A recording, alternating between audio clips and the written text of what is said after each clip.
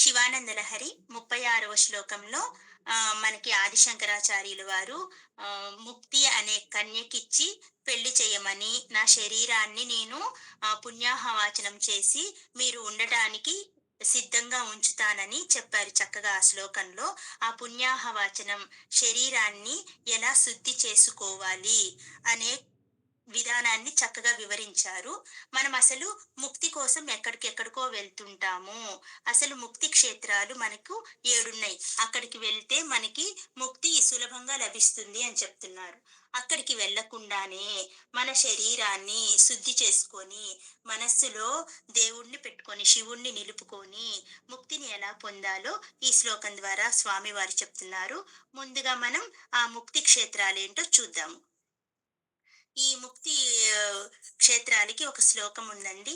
అయోధ్య, మధుర, మాయ, కాశీ, కాంచి, అవంతికాపురి, ద్వారవతి చైవ సప్తైతే మోక్షదాయకాః అని ఒక శ్లోకం. వీటిని ముక్తి క్షేత్ర శ్లోకం అంటారు దీన్ని. ఆ శ్లోకం యొక్క అర్థం ఏంటంటే అయోధ్య, మధుర, మాయ. మాయ అంటే ఇప్పుడు ఆ ఊరేంటి అనుకోకండి, హరిద్వార్‌ని అంతకుముందు మాయా అనే పేరుతో పిలిచేవాళ్ళు. కాశీ, కాంచీపురం, అవంతిక. అవంతిక అంటే ఉజ్జయిని. మన ఉజ్జయిని అప్పుడు అవంతిక అని పిలిచేవారు. ద్వారక. ఈ 7 క్షేత్రాలు మనకి ముక్తినిచ్చే స్థలాలు. అంటే ముక్తి క్షేత్రాలు. ఈ 7 ముక్తి క్షేత్రాల గురించి మనం క్లుప్తంగా తెలుసుకుందాం. ఏంటి?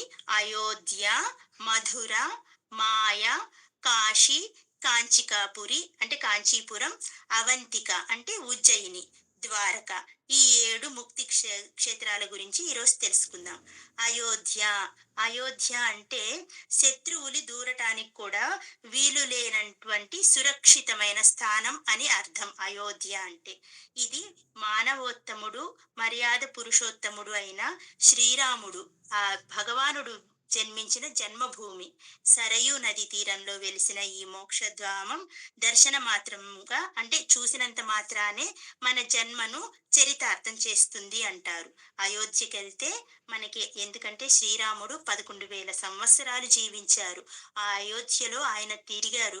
ఆ అయోధ్యలో ఉన్న మట్టి అంతా ఆయన పాద స్పర్శతో పావనమయ్యుంది.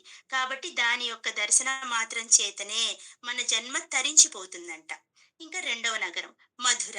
మధురం అంటే అందరికీ తెలిసిందే, తీపి అని అర్థం. మధుర అంటే తీయనైన అని అర్థం. ఇంకెవరు మధురలో పుట్టింది? మన కృష్ణయ్యే. పూర్ణావతార పురుషుడైన శ్రీకృష్ణుడు నడయాడిన పవిత్ర స్థలం మధుర. కాబట్టి అది రెండవ పుణ్యక్షేత్రం, మోక్షక్షేత్రం. మాయ. దీనినేమంటారు? హరిద్వార్ అని పిలుస్తారు. ఇక్కడ విష్ణు సన్నిధికి చేర్చే ముఖద్వారం ఉంటుందంట ఈ హరిద్వార్‌లో. అందుకే ద్వార్ అని. ద్వారం అంటే తలుపు అని అందరికీ తెలుసు కదా.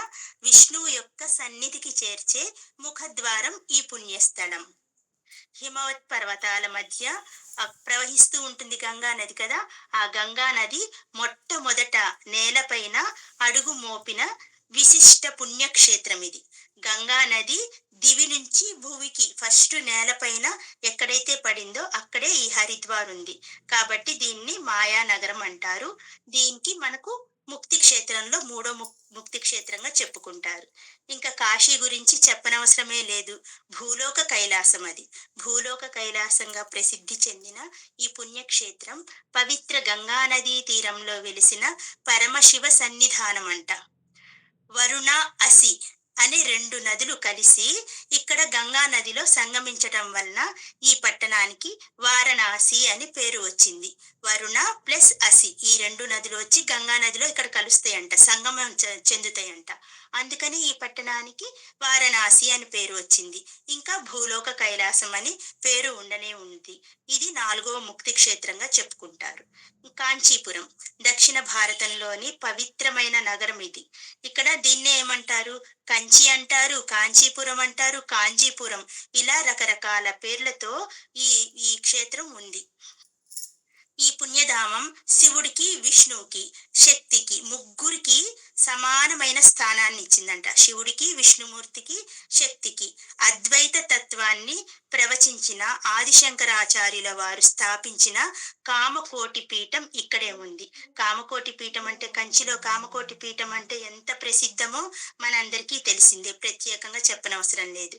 ఈ పుణ్యక్షేత్రాన్ని దర్శిస్తే మోక్షం ప్రాప్తిస్తుందని ప్రాచీన కాలం నుంచి మునులు అందరూ మహర్షులు అందరూ చెప్తూ వస్తున్న విషయమే.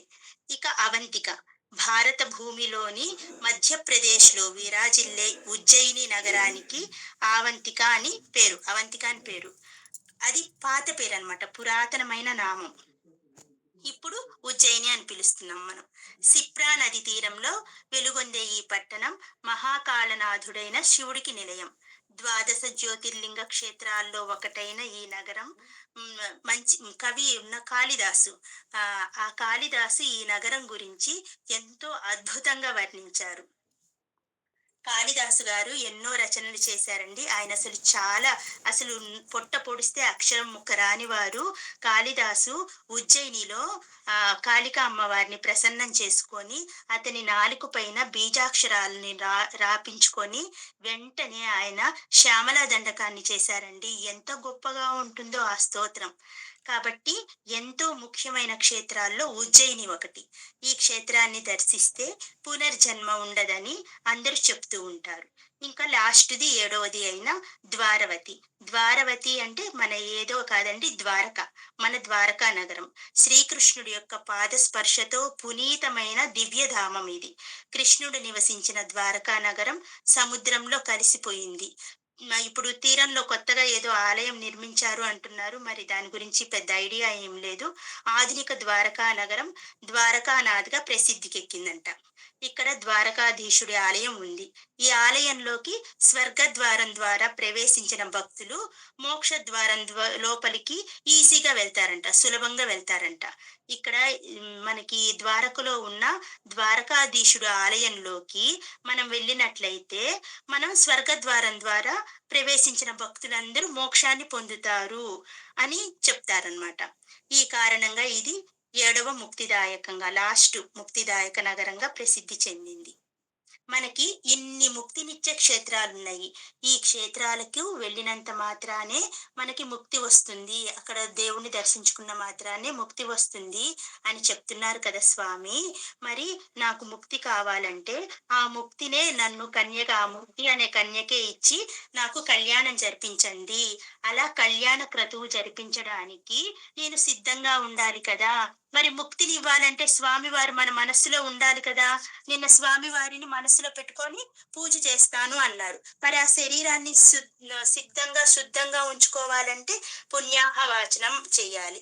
స్వస్తి పుణ్యాహవాచనం చేసి ఆయన నేను సిద్ధంగా ఉన్నాను స్వామి, నేను ముక్తి కోసం ఆ నగరాలన్నీ ఇప్పుడు తిరిగి రాలేను, 7 నగరాలకు వెళ్ళి 7 పుణ్యక్షేత్రాలకు వెళ్ళి తిరిగి రాలేను, కాబట్టి నా శరీరాన్ని పుణ్యాహవాచనంతో శుద్ధిగా ఉంచుకుంటాను, నన్ను ముక్తి అనే కన్యకిచ్చి వివాహం జరిపించండి అని చక్కగా ఎక్కడికి వెళ్లకుండా ఆయన ఉన్న చోటనే స్వామివారిని దర్శించి పూజించి ముక్తినివ్వమని చాలా సులభంగా అడుగుతున్నారు మన ఆదిశంకరాచార్యులు వారు.